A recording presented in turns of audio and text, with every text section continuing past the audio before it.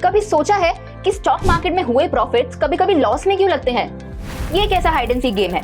बधाई हो, अगर आप भी स्टॉक मार्केट में इन्वेस्ट करते हैं तो आप भी पधार चुके हैं एक ऐसी दुनिया में जहां प्रॉफिट लगते ही नहीं है, क्योंकि उसके पीछे छिपे हैं एक्स्ट्रा चार्जेस, फीस और टैक्सेस। नमस्कार दोस्तों, मैं हूं मानसी और मैं लौट आई हूं अपनी स्टॉक मार्केट की सीरीज के अगले चैप्टर के साथ, जहां हम बात करेंगे कुछ ऐसे चार्जेस और फीस के बारे में जिसके बारे में हम इन्वेस्ट करते हुए भूल जाते हैं और फिर जब अपना प्रॉफिट देखते हैं तो लगता है क्या सच में प्रॉफिट हुआ है। लेकिन उससे पहले जरा चैनल को सब्सक्राइब तो कर दो, क्योंकि ये आपके लिए बिल्कुल फ्री है। और वीडियो को एंड तक जरूर देखना, क्योंकि इससे आप अपने इन्वेस्टमेंट के प्रॉफिट्स को अच्छे से ट्रैक कर सकते हैं कि आखिर एक्चुअल में कितना मुनाफा आपने अपने शेयर बाजार में निवेश करके कमाया है। चलिए शुरू करते हैं। जब भी हम स्टॉक मार्केट में इन्वेस्ट करते हैं तो देने पड़ते हैं अलग अलग टाइप के चार्जेस, फीस और टैक्सेस, जो हमारी ओवरऑल प्रॉफिटेबिलिटी पर असर डालता है। पहले आती है ब्रोकरेज फीस। ये एक ऐसा चार्ज होता है जो स्टॉक ब्रोकर लगाता है इन्वेस्टर्स की ट्रांजैक्शंस के ऊपर, जैसे शेयर्स का खरीदना और बेचना।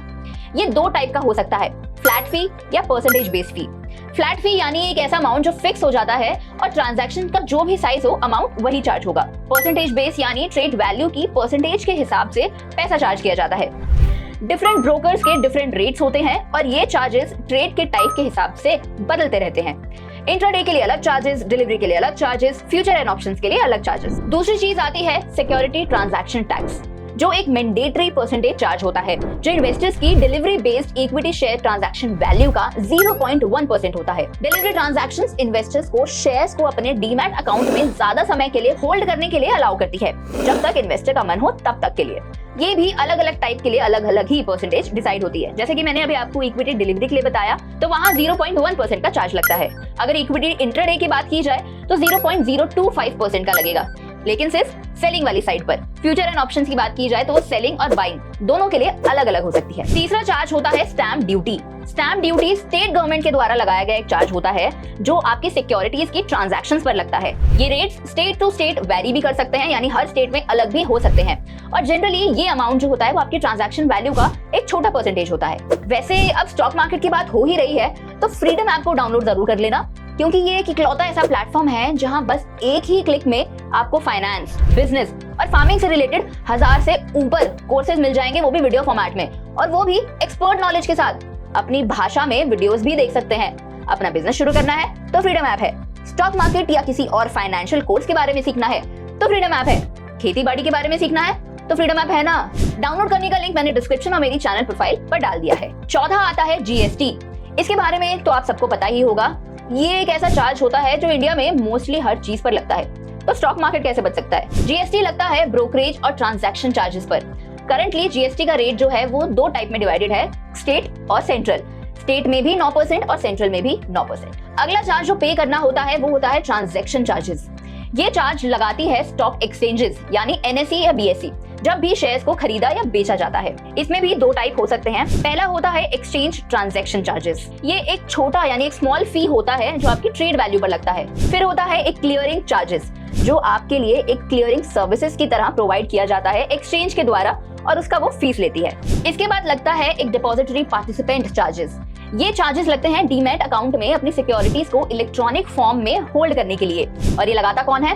ये लगाते हैं डिपॉजिटरी पार्टिसिपेंट्स यानी एनएसडीएल और CDSL. Depository participant charges usually पर ट्रांजैक्शन बेसिस पर लगते हैं, जिन्हें हम सिक्योरिटीज लगते हैं, जहां सिक्योरिटीज का जब डेबिट या क्रेडिट किया जाता है। आखिरी होता है कैपिटल गेन टैक्स। ये भी कोई नया टर्म नहीं है उन लोगों के लिए जो ऑलरेडी इन्वेस्टमेंट करते हैं, और जो लोग इन्वेस्टमेंट की दुनिया में नए हैं या फिर स्टॉक मार्केट में अपना इन्वेस्टमेंट शुरू करना चाहते हैं, उनके लिए बता दूं, ये एक ऐसा टैक्स होता है जो आपने प्रॉफिट जितना कमाया है उस पर लगता है। यानी आपने जो अपनी इन्वेस्टमेंट करी है उसके ऊपर जो प्रॉफिट कमाया है उसके ऊपर भी एक टैक्स देना पड़ता है। जी हाँ, शेयर्स जो 1 साल से कम पीरियड के लिए होल्ड किए गए हैं उन पर लगता है short term capital gain tax, और जो 1 साल से ज्यादा के लिए किए गए हैं उन पर लगता है long term capital gain tax. Usually short term capital gain tax जो होता है वो 15% होता है, और long term capital gain tax जो होता है वो 10% का होता है। यहाँ एक चीज जो नोट करने वाली है वो ये है कि कुछ जो चार्जेस होते हैं वो तो फिक्स्ड होते हैं, लेकिन कुछ चार्जेस हैं वो वेरी भी कर सकते हैं, डिपेंडिंग कि आपने अपना इन्वेस्टमेंट टाइप क्या चुना हुआ है और आपका ट्रेड करने का टाइप कौन सा है। यानी अगर आप इंट्राडे के लिए कर रहे हैं तो उसके लिए अलग चार्जेस होंगे, अगर आप फ्यूचर एंड ऑप्शंस के लिए कर रहे हैं तो उसके लिए अलग चार्जेस होंगे। ऐसे ही हर एक टाइप के लिए अलग अलग चार्जेस होते हैं, और यही चार्जेस चार्जेस अलग होते हैं ब्रोकर्स में भी। अलग अलग ब्रोकर्स अलग अलग टाइप का चार्ज आपसे लेते हैं। जैसे कि कोई अगर डिस्काउंट ब्रोकर होगा तो उसका चार्ज अलग होगा, और अगर कोई फुल सर्विस ब्रोकर होगा तो वो आपसे अलग चार्ज लेगा। चलिए अब मैं आपको एक एग्जांपल से ये सारे चार्जेस एक्सप्लेन करती हूँ। मान लेते हैं कि हम यहाँ पर इंट्राडे ट्रेड कर रहे हैं और हमने 1 लाख रुपए के शेयर्स जो हैं वो खरीदे या बेचे हैं, तो इनके चार्जेस किस हिसाब से होंगे? अगर बाइंग की बात की जाए तो आपको ब्रोकरेज देनी होगी 50 रुपए की। हम ये एज्यूम कर रहे हैं कि एक फ्लैट फी है। इसके ऊपर आपको एक्सचेंज ट्रांजैक्शन चार्ज जो लगेगा वो लगेगा 10 रुपए का।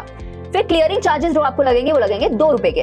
और अगर ब्रोकरेज और ट्रांजैक्शन चार्जेस पर जीएसटी की बात करें तो वो लगेगा पूरे 18% का, यानी 11.16 रुपीज का। फिर देखें अगर सिक्योरिटी ट्रांजैक्शन टैक्स तो वो लगेगा 0, क्योंकि हम बात कर रहे हैं बाइंग की और वो सिर्फ लगता है सेलिंग वाली साइड पर। चलिए अब सेलिंग वाले की भी बात कर लेते हैं। अगर उसमें देखा जाए तो ब्रोकरेज आपको लगेगी 50 रुपए। एक बार फिर से ब्रोकरेज देनी होगी, क्योंकि ब्रोकरेज आपको बाइंग और सेलिंग दोनों पर ही लगती है। फिर एक्सचेंज ट्रांजैक्शन चार्जेस लगेंगे 10 रुपए के, क्लियरिंग चार्जेस लगेंगे 2 रुपए के, और वही सेम जीएसटी जो ब्रोकरेज और ट्रांजैक्शन चार्जेस पर लगा है 11.16 रुपीज का।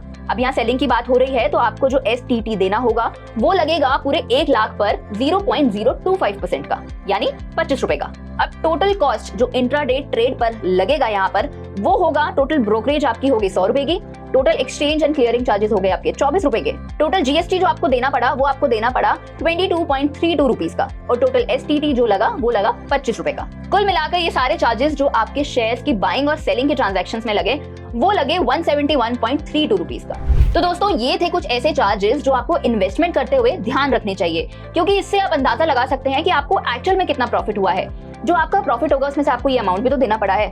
तो ये सब कुछ करना हम जनरली भूल जाते हैं और फिर सोचते हैं कि हमें प्रॉफिट इतना कम क्यों हो रहा है। मैं उम्मीद करती हूँ कि आपको ये वीडियो समझ में आई होगी। अब अपने डाउट्स या क्वेश्चंस जो भी होंगे वो हमसे कमेंट सेक्शन में पूछ सकते हैं। अगर आप चाहते हैं कि मैं अपना नेक्स्ट चैप्टर जो स्टॉक मार्केट पर हो वो किसी स्पेसिफिक टॉपिक के ऊपर हो तो वो भी आप मुझे कमेंट सेक्शन में बता सकते हैं। मैं मानसी मिलती हूँ आपसे अगली वीडियो में।